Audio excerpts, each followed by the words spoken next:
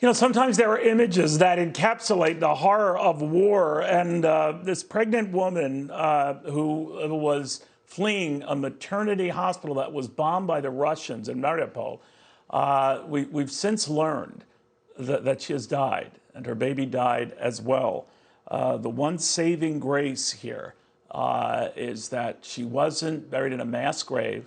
Her husband and her father came to pick up the bodies. Geraldo Rivera has seen more than a few wars in his lifetime and covered them. And Geraldo, I really think, we talked the back and forth on numbers and sanctions and financial impact, but it's images like that, I think, that crystallize the brutality of this and might galvanize the world even more against it. What do you think?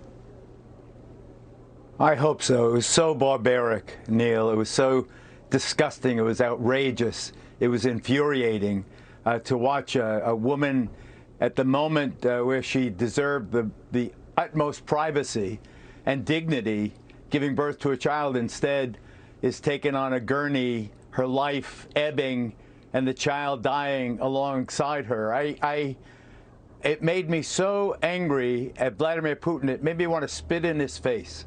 It was such a horrifying, indelible image. It was, if they are capable of this, if they are capable of torturing a woman having a child, what else are they capable of? It was just so infuriating, and it made me just angry. And I think the whole country, the whole world, it was angry and horrified by it, Neil. You know, when you think about it, though, it's done little to rein in Vladimir Putin. And maybe it might be another Milosevic thing. It might be, we've seen so many despots and dictators, Assad in Syria, who unleashed chemical weapons on his own people. Far from reining them in and the world outrage, they continue to do what they do. And I'm wondering, given the frustration that Putin must be feeling with the course of the war, he does more of this.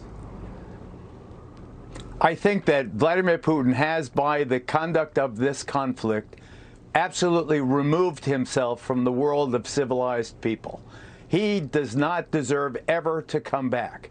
This is a wretched rat of a person. Someone who would, he lost the smart war he planned, with the special forces and the lightning strikes and the commandos taking strategic outlets and winning the war in a day or two. He lost that fight.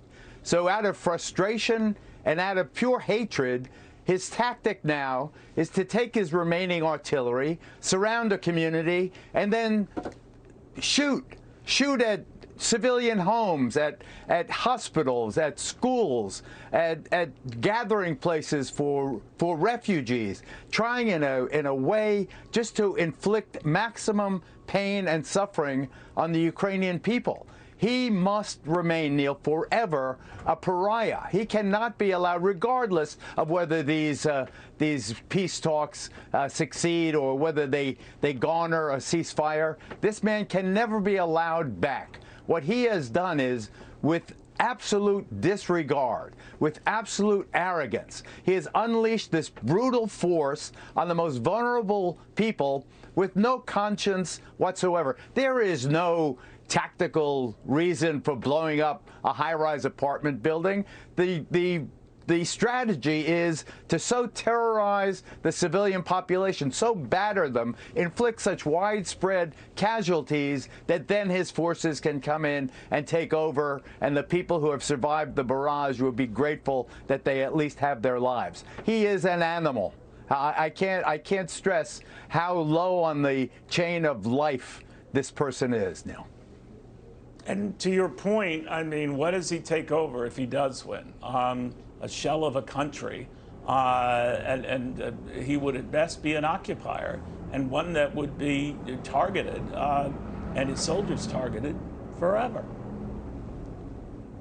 I agree. I think that what the real story here, aside from the barbaric nature of the Russian way of waging war, what you have is Ukraine, ironically, in its destruction, even as Ukraine is being pulverized, even as Ukraine is being shattered, you have rising from the rubble people like President Zelensky, this heroic figure, this Leonidas.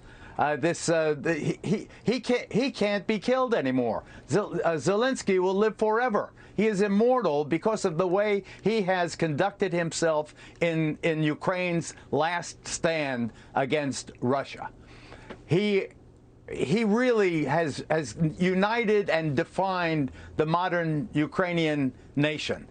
They are now proud and united, and there is no way Russia will ever defeat them, to your point, Neil. There's no way that an occupying Russian army will ever feel at ease or at rest or at peace. They will be hunted forever by a people against whom they have unleashed hell, Neil.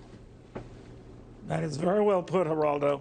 You know, I always tell people, Geraldo, when they ask about you, I always say, no one works harder over his incredible career, and no one feels more over that same career. Thank you, Geraldo, for joining us. I appreciate it. Thank you, Neil. Thank you, buddy.